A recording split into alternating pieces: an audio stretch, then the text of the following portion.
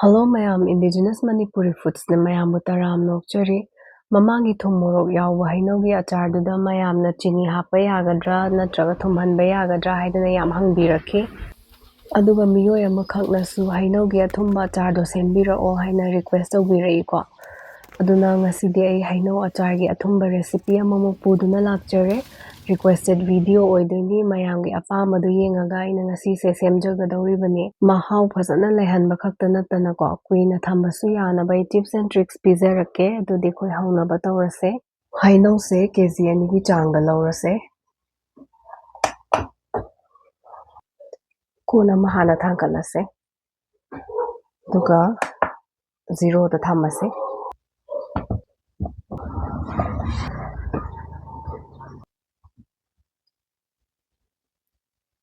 2 kg ga 82 gram oire se sum lawrase ko heinou se chamthokna batawrase achaar semna bagi damakta hai lawbase yam fresh oiba tin jadaba lawbiyu ko khara khui thabagumba aduga khara pet pet lawba leidana heaga thambada adugumba lawbigano achaar semba matamda aina scratch dagi haurise achaar se suksoi soidanabagi damakta ni achaar sidi step ama hek soibada hekta aremba tabani ko ekhoina hotnajaba mayamda hojikti kitchen towel afaba akangba ma pairagane heinou singdo phajana taithokpirase amamam pairaga phajana taithokpiyu ko hapkadaba kon sisu akangba afaba oihanbiyo mathang mathang loina taithokase aduga hapchilase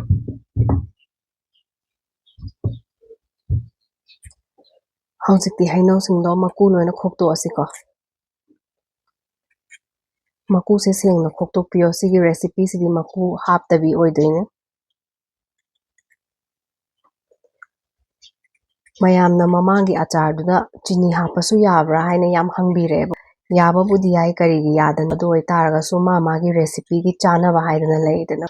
aduna aina recipe se anoba mamuk sembana phare haina mayamna sum hangakpaduda sigi recipe se semjabane sisu yam hawbani ko mahaw amamamne thumoro hapagi na tonganba amane aduga chini na sembasina tonganba amane thumoro gidi angang singse kya chaba ngamdabane adubo sigi hojik semdoi recipe se sidi angang singna su yam pambane duna mayam su soidana try tawraga yengbiyu asigi recipe sigi damakta aina lawjariba heinou se pambidagi khwaidagi chawbadu khanjarabane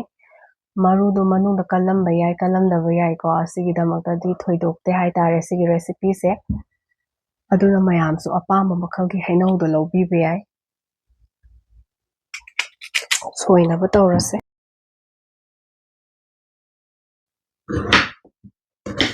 khara paurapna soirase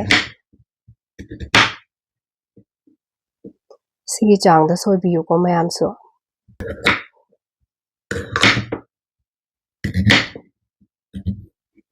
soiba loirapa singdo kona chawba amada hapchilase heinou su loina soiba loisile heinou se side amada thamase weighing scale ama lawre kona ma thangatle kon sigi weight se lawthose sida chini se 800 gram lawrge ko chini kg ama chapchana lawbirasu yai off tawrase hojikti chini se heinou asoiba sida loina haizilasi ko kanaguma midi heinou kg ani lawdi chini se kg ani lawna basu lay adubo ekhoi north east ki kangbu haitare ko sidi yam ka hena thumba dagi masala machal yam yambase kaisu pamdabani na aina ekhoi gi taste ki chana na semjabani ko achaar singse hana mathak makha sem to othoase chini sida pung ani natraga ahum se tingaga thamdoini ko totlase hojikti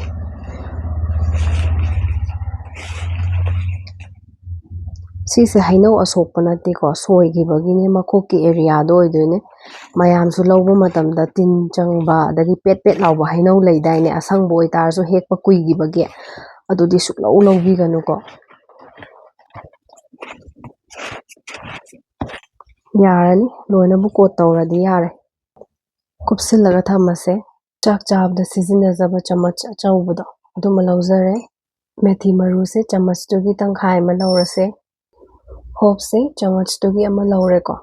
kalonjisisu chamastugi tangkhai ma laure asina horen ahanba sok tawbagi oiduni ko haiba machal ahum se suksoi soidana lawbiyo mahau yam leibane se hausina jeera se spoon dugi ama lawbirase ko takhaina bane sina phadigo maru sisu chamas asobadugi ama laure hop to chamas tangkhai amaga laurage ko machal ahum sidi pauthoga takhai doini ko heinougi achaar Athumba semba matamdadi hojiki hope se hapa yam chanabane mayam soidana hapiyu ko amata skip tawbigano machal singse side amada thamgrase mirchi powder do tablespoon ama laure tanjasida kanagumbana thumsu thumbadagi morok sarak tawbado adu pambo itardi morok se asabado khara hapchin bihawro yaingang su tablespoon ama laurage garam masala se half tablespoon ama laure side amada thamase pen su lumbu lumbu saba hore ko medium to low flame da thambiyo aduga takthokadaba maru marang machal ahumdo adu ngauthokase ko manam su nusiba hore flame off tawrase maru marang su ingtharabani na takhaina ba tawrase takpa loirba machal se tengkota hapchilase manam su khunung si amane ko roast tawraga takhaibani na ohumgi matungda hainau se check tawse hojikti chini do mahi phajana ole aduga masadagi su mahi phajana thoe adomna nungaigadaba khabai ama lawbiro ko jaligi oiba khabai lawbiyo mahi se angamba singdo tahanbiramo tonganba kon amada hapchinbiro makhada chini tumdriba yawarsu kaisu kaide ko pen da tawraga amuksu thongdokadaba lairabane hojikti mahi khakta ngaihore mahi se koi sizina doini na langthokpi kinu khang sare 1/3 cup ama chathau do lawjare ko ml dana 85 ml oibane high flame da thamaga thau se phajana mulhallase maikhu ka wang kawado adumai tawhanse thau se mullaba matungda flame do low da thambiro aduga thau se mu khabain otlaga khara makai ingthahalase methi kala jeera hop thamkhibado hapchillase kaba otpiro hainau do hapchillase mahau se balance tawnabagi damakta ikhoina haurakpadagi sizinaba spoon do adugi tangkhai ma hapchinbiro thumse phajana otlase thau ingthahalaga maru marang do yeida taragadi maru marang do kasinbana handoini hauroiba achaar se aduna ingthahanbase yam darkar tai hojikti flame se high da thamase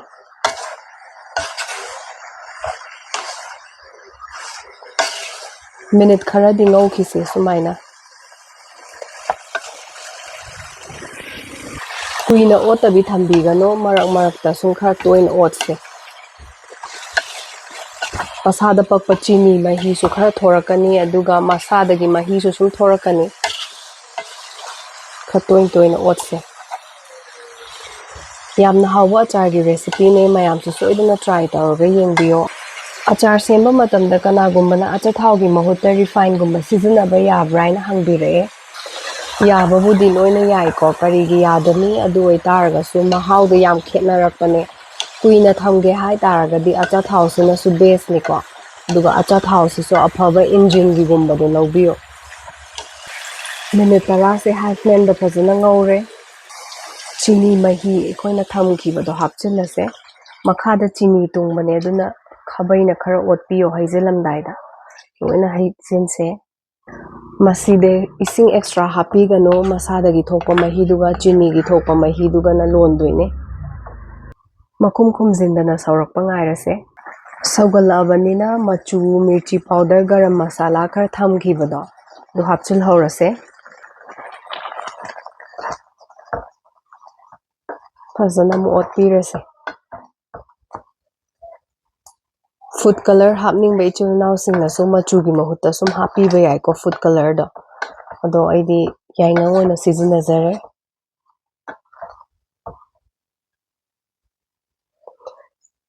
chini mahi se nangsilaktri phawa lon khidoine sum sauhalaga thamse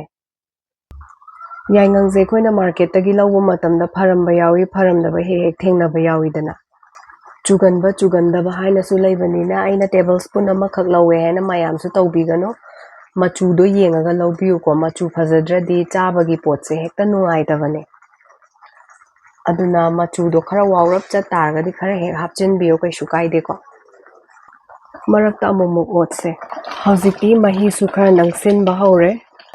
ꯑꯗꯨꯕꯨ ꯃꯍꯤꯁꯦ ꯌꯥꯝ ꯂꯥꯡꯉꯤꯀꯣ ꯑꯩꯈꯣꯏꯅ ꯈꯥꯕꯩꯁꯤꯗꯒꯤ ꯊꯥꯗꯔꯛꯄ ꯃꯇꯝꯗ ꯁꯨꯝ ꯎꯏꯗꯅ ꯁꯤ ꯈꯔ ꯍꯦꯟꯅ ꯅꯪꯁꯤꯜꯍꯟꯈꯤꯁꯦ ꯑꯆꯥꯔ ꯈꯨꯗꯤꯡꯃꯛꯁꯤꯗꯤ ꯊꯝꯃꯒ ꯃꯍꯥꯎꯁꯦ ꯌꯥꯝ ꯍꯦꯟꯒꯠꯄꯅꯦ ꯍꯣꯞꯀ ꯀꯥꯂꯥ ꯖꯤꯔꯥꯒꯤ ꯃꯅꯝꯁꯤꯅ ꯍꯧꯖꯤꯛ ꯑꯩꯒꯤ ꯆꯥꯛꯁꯪꯁꯦ ꯃꯅꯝ ꯈꯨꯅꯨꯡꯁꯤ ꯑꯃ ꯇꯧꯔꯦ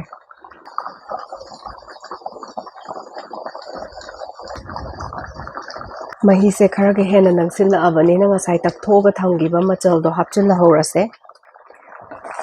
ꯐꯖꯅ ꯑꯝꯇ ꯑꯣꯠꯂꯁꯦ ꯅꯪꯁꯤꯜꯂꯛꯑꯕ ꯃꯇꯝꯗꯗꯤ ꯈꯔ ꯆꯦꯛꯁꯤꯟꯕꯤꯌꯨꯀꯣ ꯑꯣꯠꯄ ꯃꯇꯝꯗ ꯌꯥꯝꯅ ꯆꯣꯡꯕꯅꯦ ꯇꯞꯅ ꯁꯨꯝ ꯑꯣꯠꯄꯤꯔꯣ ꯍꯥꯏ ꯐ꯭ꯂꯦꯝꯗ ꯁꯨꯝ ꯊꯝꯃꯤꯀꯣ ꯉꯁꯥꯏꯗꯒꯤ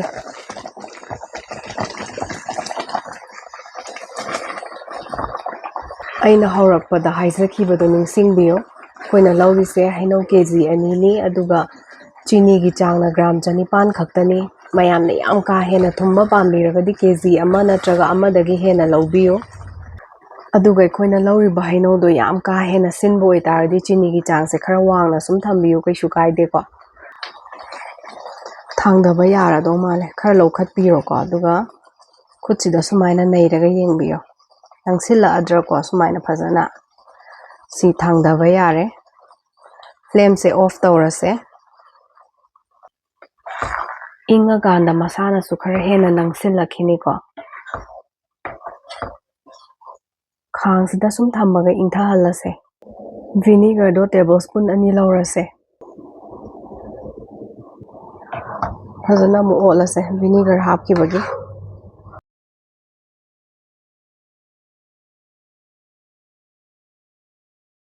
ꯌꯥꯔꯅꯤ ꯑꯩꯈꯣꯏꯅ ꯑꯆꯥꯔ ꯍꯥꯞꯄꯒ ꯊꯝꯒꯗꯕ ꯕꯣꯇꯜꯁꯦ ꯁꯨꯃꯥꯏꯅ ꯐꯦꯡꯗꯣꯛꯄ ꯂꯣꯏꯔꯒ ꯐꯖꯅ ꯅꯨꯡꯁꯥꯗ ꯐꯧꯗꯣꯛꯄꯤꯌꯨ